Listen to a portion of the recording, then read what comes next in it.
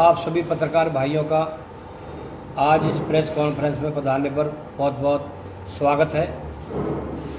और आज हमने ये प्रेस कॉन्फ्रेंस इस मुद्दे पर बुलाई है कि फरीदाबाद जो नगरी थी, फरीदाबाद शहर एक क्राइम की नगरी बन चुका है। पिछले कुछ दिनों से जो डेढ़ साल से एक साल से लोग पैरोल पर आए हुए थे, क्रिमिनल छवि के लोग, उनके द्वारा इस शहर में देखो आप, कल एक सुबह मर्डर हुआ है, एक रात को मर्डर हुआ है। पुलिस प्रशासन, शासन और प्रशासन दोनों फेल हो चुके हैं। पुलिस की लापरवाही देखने को मिल रही है। पुलिस क्राइम को रोकने की बजाय, फरीदाबाद पुलिस क्राइम रोकने की बजाय चालान काटने पर जोर दे रही है, गरीब लोगों को तंग करने पर जोर दे रही है। मोटरसाइकिल पर कोई मियाँ भी जा रहा, कोई बहन भाई जा रहे हैं, उनको रोककर उनके साथ बदसलूकी करती है, उनसे चालान काटती है। कार वालों कोई जाता है उसको देखते हैं, एक दो आदमी 100 मीटर आगे खड़े कर देते हैं और वो वहाँ से इशारा करता है इनको रोक लो, इनको रोक लो। क्या यहाँ इतना बड़ा वो हो चुका है फरीदाबाद, लूट की नगरी, लूट पाट, सरेआम चोरियाँ। रात को लोग सोते हैं, अपनी गाड़ी खड़ी करके सुबह उठ के सबसे पहले गाड़ी देखते हैं कि गाड़ी चोरी तो नहीं हो गई है। इतना बड़ा अपराधीकरण हो रहा है इस शहर में कि जिसका कोई हिसाब ही नहीं रहा। पुलिस प्रशासन फेल हो चुकी है। हमारी सरकार से, खट्टर सरकार से ये अपील है और यहाँ के सीपी साहब से कि जो चालान काट रहे हैं गरीबों के, गरीबों को लूटने की बजाय गरीबों की सुरक्षा की जाए। जिम्मेवार किसको ठहरा रहे हैं? पुलिस प्रशासन जिम्मेदार है, आम आदमी का क्या कसूर है? मैडम साहब, जो पुलिस ट्रैफिक जो पुलिस है चालान काटती है लोगों के, वो उनके साथ तो ऐसा बिहेव करती है जैसे कोई अपराधी हो, जैसे उन्होंने बहुत बड़ा अपराध कर दिया हो, चालान काटने वालों के साथ। और जो बड़े बड़े अपराधी हैं, जघन्य अपराध में, अभी जो कल मर्डर हुआ मुश्ताक का, 1.5 साल से आरोपी वो फरार चल रहे थे और जघन्य अपराध में वांछित थे। वही हमने बताया है कि जो पैरोल पर 1.5 साल से आए हुए हैं, पुलिस उनको पकड़ने की बजाय, उनको जेल में डालने की बजाय गरीब लोगों को पीछे से डंडा फेंक के मारती है चालान करते समय। कई लोगों की आंखें फूट चुकी है। कई लोगों को आपने देखा हुआ, टीवी में, वीडियो में आते हैं, उनके साथ इस तरह का बर्ताव करती है जैसे कि कितने बड़े क्रिमिनल हो, और क्राइम को रोकने में फेल हो चुकी है। चालान क्यों काट रही है, थोड़ा सा इसको बताएंगे? कि सरकार ने, वो कह दे जी, सरकार का आदेश है कि हमें लूट के दो, पैसा गरीब हो अमीर हो हमें उससे मतलब नहीं है, हमें खजाना भरना है, खजाना सरकार का खाली है। आपकी नजर में पुलिस को चालान नहीं काटना चाहिए क्या? है जी, आपकी नजर में पुलिस को चालान नहीं काटना चाहिए। गरीब आदमी का, आपने घर से मोटरसाइकिल पर निकलता है, 100 रुपए का 1 लीटर तेल आता है, आदमी तेल के लिए पैसे घर से लेता है, या उसको क्या पता तेरा 2000 का चालान कट जाएगा। क्या चोरी की घटनाएं इससे रुक पाएंगे? जैसे आप कह रहे हैं चालान नहीं, चालान और चोरी अलग अलग है। चालान दिन में होता है, चोरी रात को होती है। जो बड़ी बड़ी गाड़ियां, आपको ये और बता दूं, सेक्टरों में, आपका कहने का मतलब है कि चोर रात में ही आते हैं, दिन में नहीं आते? दिन में तो सरकारी चोर आते हैं। अच्छा, जो लूट रहे पब्लिक को। अच्छा। रात को चोरी गाड़ियों को अपने घर के सामने खड़ा करता है, कोई गली में खड़ा करता है, कोई घर के अंदर खड़ी करता है। और रात को चोर, आपने बड़ी बड़ी गाड़ियों को आप देखते हो, आपने वीडियो भी देखे हैं, सेक्टरों से चोरी हो रही है, मंत्रियों के घर के बराबर से गाड़ियाँ चोरी हो रही हैं। तो उन चोरियों को रोकने के बजाय, क्राइम पर को रोकने की बजाय फरीदाबाद पुलिस प्रशासन गरीबों को लूटने पे लगा हुआ है, गरीबों के मकान तोड़ने पे लगा हुआ है, उस पे ज्यादा जोर है। ये सरकारी चोर बोल रहे हो, कौन है सरकारी चोर? सरकारी चोर वो है जो आप लोग देख रहे हो, जो लोगों को लूट रहे हैं, गरीब लोगों को देख रहे हैं। थोड़ा बताएंगे? हरियाणा सरकार में, बीजेपी सरकार में भ्रष्टाचार जमकर हावी है, अपराधीकरण बढ़ गया है। क्या कहेंगे, सरकार पूरी तरह फेल है? सरकार, पहली बात तो महंगाई को रोकने में फेल हो चुकी है। महंगाई हर रोज बढ़ रही है। सरकार क्राइम को रोकने में फेल है। और मुझे ऐसा लगता है सरकार पूरे 5 साल पकड़ने के बजाय अभी बीच में ना गिर जाए, क्योंकि खट्टर सरकार पूरी तरह से फेल हो चुकी है, हर मोर्चे पर विफल है। आपको कैसे लगता है कि ये सरकार बीच में ही गिर जाएगी? कुछ तथ्य हैं? कुछ तथ्य यही है, पब्लिक की आवाज़ है। महंगाई, भ्रष्टाचार आप लोग देख रहे हो, पहले अफसर जो 2000 में काम करता था आज 20,000 से नीचे काम नहीं करता है। एक मजबूत सरकार का पब्लिक से इससे क्या है, मजबूत सरकार बनी हुई है, पब्लिक ही तो बनाती है सरकार, बनाती है, लेकिन वो तो बने हुए हैं 5 साल के लिए, लेकिन वो किस प्रकार से करेंगे? कोई तो आपका समीकरण बनाया होगा तभी। समीकरण यही है कि जिस हिसाब से सरकार में भ्रष्टाचार महंगाई पर नकेल नहीं कसी जा रही है उस हिसाब से सरकार फेल हो चुकी है। पढ़ना साहब, राजस्व विभाग जो है हमारे उप मुख्यमंत्री थे दुष्यंत चौटाला जी, तहसील में जमकर भ्रष्टाचार है। बिना खर्चे पर्ची के लोगों के दाखिला खारिज नहीं होते, रजिस्ट्रियाँ नहीं होती। सरकार दावे करती है ऑनलाइन सिस्टम कर दिया है, कोई रजिस्ट्री नहीं बिना पैसे के, कोई दाखिल खारिज नहीं। जिस प्रकार से सरकार कहती थी बिना खर्ची और पर्ची के काम होंगे, लेकिन वो खर्ची पर्ची दिखावा है या जो सच्चाई? इस सरकार में सब कुछ उल्टा है। अच्छा, बिना पैसे के कहीं भी कोई काम नहीं होता है। तो पर्ची दिखाओगे तो आपका प्लॉट बनेगा या रजिस्ट्री होगी, कहने का मतलब आपका ये है। सब आप लोगों को पता ही है कि इस सरकार में कितना बड़ा भ्रष्टाचार है, हर मोर्चे पर विफल है। अभी हमारे साथी ने बताया था, आपको बताएंगे कि अभी 3-4 दिन पहले की बात है, 3-4 दिन हुए ना, एक सेक्टर 23 से एक नाबालिग लड़की को, पूर्वांचल की बेटी थी, हाथरस का लड़का ले गया और उनके घर वालों को धमकी दे करके लेके गया है और पुलिस उस लड़के को पकड़ने के नाकाम हो रही है। उनके घर वालों को तरह तरह की बातें बता रही हैं। क्या इस तरह शासन चलता है? ये प्रशासन का काम है। किस प्रकार की बातें हैं, कौन किसके क्या कहाँ की घटना है? अभी 2-3 दिन पहले NIT 86 विधानसभा के वार्ड नंबर 3 में एक निहायत गरीब परिवार है, बिहार का रहने वाला है, उसकी बेटी नाबालिग है। कितनी उम्र है? लगभग उसका उम्र 13 साल बताया जा रहा है। अच्छा। और एक लड़का जो 2 दिन पहले, उसकी रिकॉर्डिंग मेरे पास है, उसने जो है धमका के उसके परिवार को। कितनी उम्र है लड़के की? लड़के की उम्र 28 साल बताया जा रहा है और वो जो है लेके फरार हो गया। स्कूल से लड़की आ रही थी और रास्ते से उसको लेके चला गया। क्लास में थी? स्कूल में कौन सी क्लास का मुझे कंफर्म पता नहीं है, 10वीं के आसपास। हाँ इसी के आसपास होगी। और उसको जो 7वीं-8वीं में लगभग होगी और उसको लेके चला गया। उसके बाद रात को हमारे वार्ड नंबर 3 के जो भावी पार्षद के उम्मीदवार हरिदास शर्मा जी हैं, उनके पास सूचना आई। शर्मा जी का मेरे पास फ़ोन आया। मैंने उनको बोला आप अभी चौकी में जाइए, गोझी चौकी में।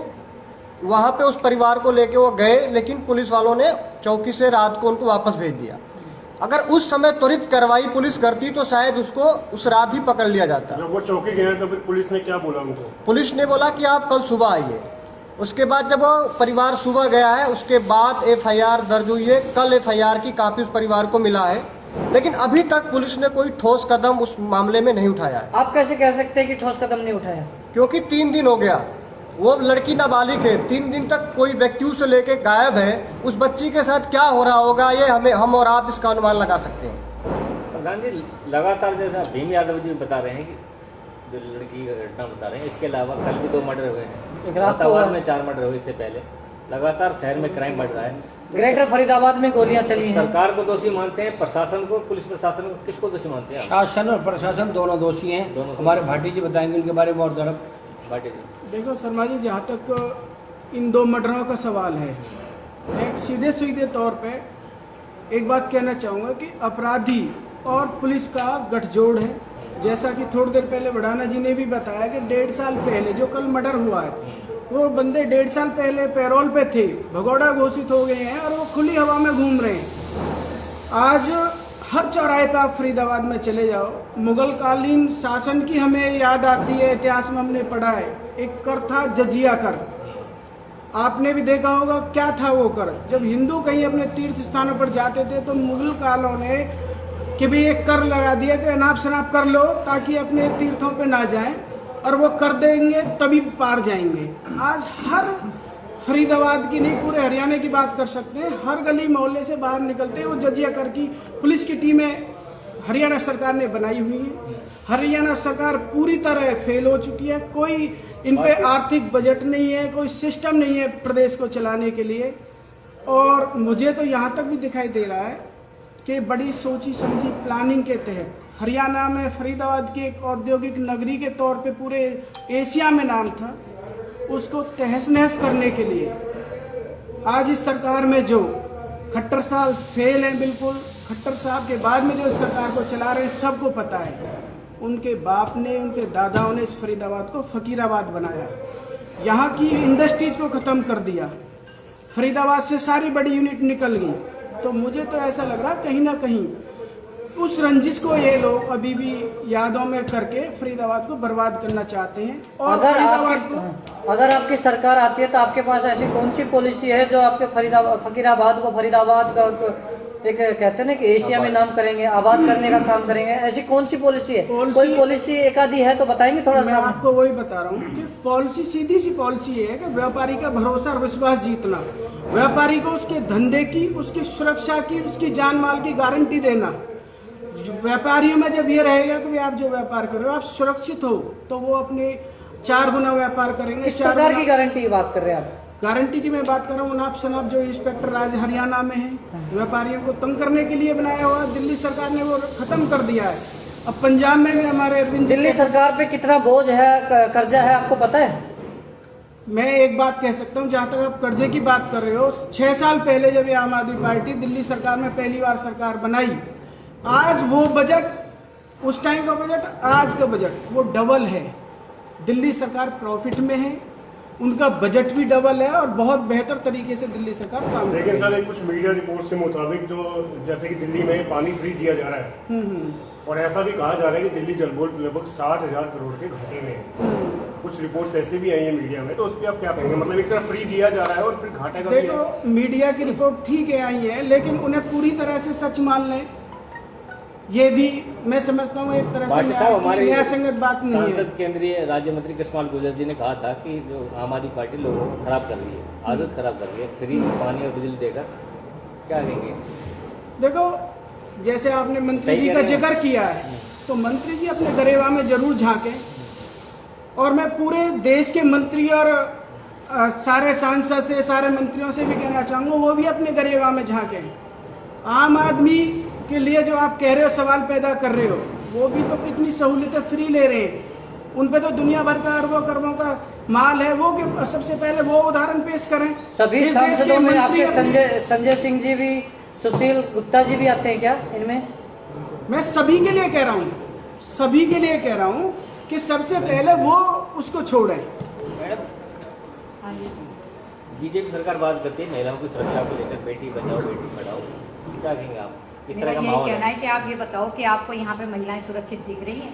कम से कम वगैरह लूट लिए जाते हैं, तो कहीं भी महिलाएं किसी भी प्रकार से सुरक्षित नहीं है। इस इंडस्ट्री में, फरीदाबाद की इंडस्ट्री में आज 40% महिलाएं हैं, क्या वो घर बैठ गई हैं?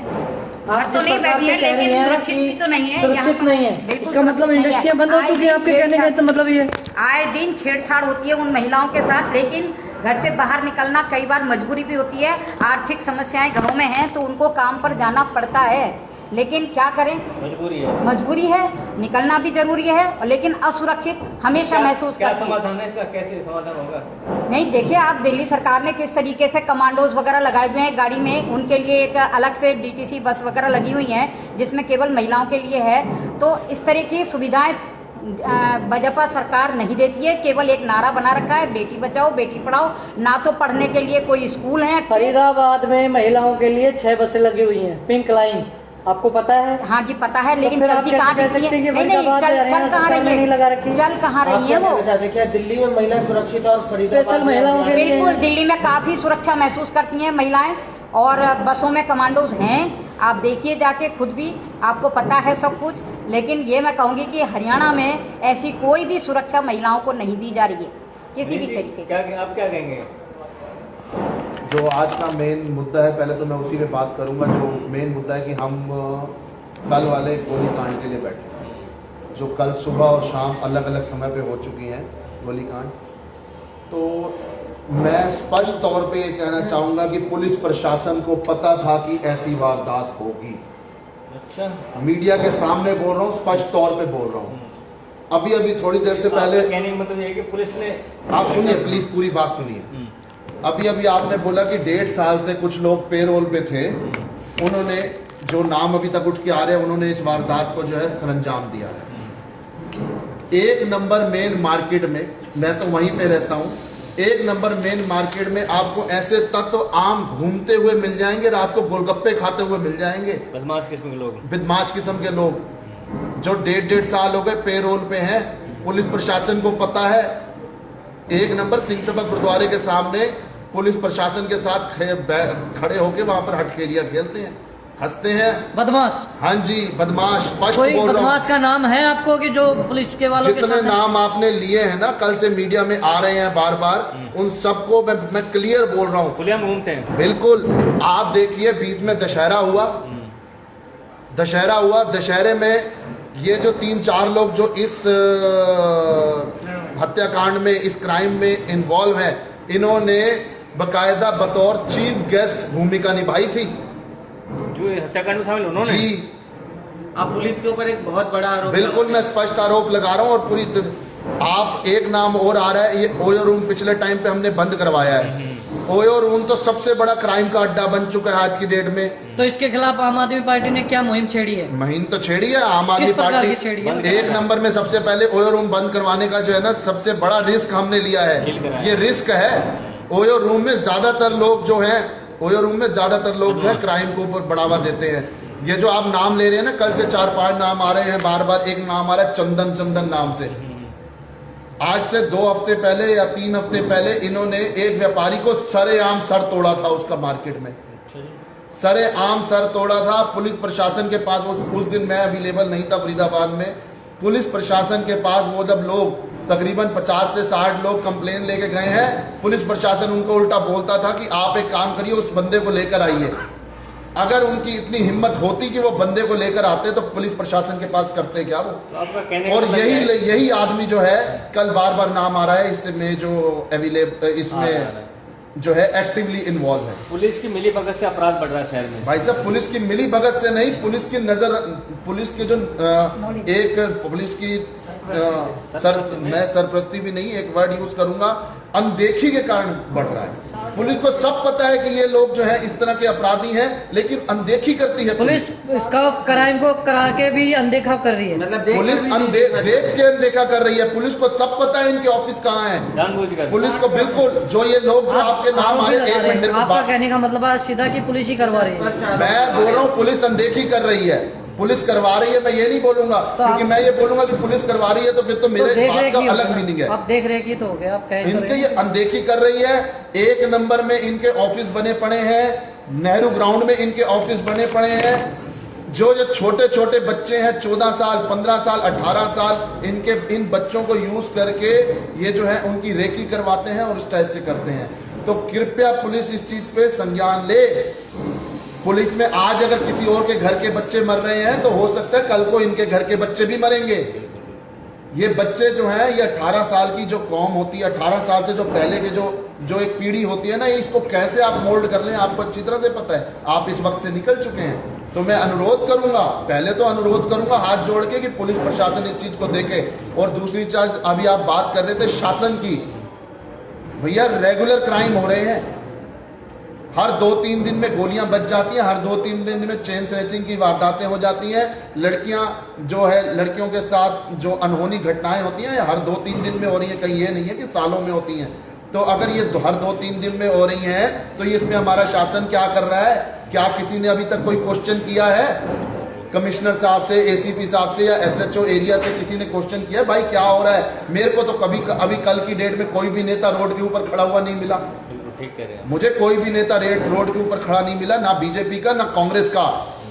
सारे के सारे लड्डू लेने के लिए तो सारे आ जाएंगे, लेकिन जो है इस तरह से पब्लिक को अकेले में ना छोड़ें, अधर में ना छोड़ें। अपने आप को पंजाबी नेता कहने वाली हमारी बहन जी सीमा त्रिखा जी, क्या इस टीम पे पंजाबी एरिया में एनआईटी में इस तरह के क्राइम हो रहे हैं, आंखें मूंद के क्यों बैठी पड़ी है वो अभी तक? उनको इस चीज को देखना चाहिए। आप अगर अपने आप को पंजाबी नेता बोल रहे हो तो कम से कम पंजाबियों की सिक्योरिटी का तो देख लो। तो मतलब सीमा त्रिखाती पूरी तरह फेल है। बिल्कुल 100%। केवल फीता काटने के उनका कोई काम नहीं होता। अभी हनुमान जयंती पे आए थे, उसके बाद से नदारद है। कल छठ पूजा पे उनकी चेहरा देखा गया था, उसके बाद से नदारद है। किसी काम में, किसी भी चीज में एक्टिवली इन्वॉल्वमेंट उनकी नहीं देखी जाती। आप अभी चीफ गेस्ट बनाइए उनको। अभी आप किस तरह से एक्टिव मानते हैं? क्या चीज? फीता काटने का काम रहेगा बीजेपी नेताओं का। सिर्फ बीजेपी नेताओं को किस तरह से एक्टिव मान रहे हैं आप? कैसे एक्टिव हो? मेरे हिसाब से तो बिल्कुल जीरो है, इनएक्टिव है। एक्टिव होते तो कल ये गोली लगने के आधे घंटे के अंदर बीजेपी नेता यहाँ पर पहुंचना जरूरी थे। अगर ये एक्टिव होते तो आधे घंटे के अंदर पहुंचते थे। अभी तक बीजेपी का कोई नेता वहां पर नहीं पहुंचा। और मैं बड़े मान से बोलता हूं, आम आदमी पार्टी ने इस चीज की अभी पहली प्रेस कॉन्फ्रेंस करके आवाज उठाई और कल मैं पूरा दिन उनके साथ अवेलेबल था, पूरा दिन उनके साथ अवेलेबल था। तो प्रेस कॉन्फ्रेंस के माध्यम से मैं प्रशासन को चेताना भी चाहता हूं और अनुरोध भी करना चाहता हूं कि बच्चे केवल आम आदमी के नहीं मरते, बच्चे प्रशासन के ड्यूटी वाले के भी मर सकते हैं। कृपया करके इस चीज को देखें।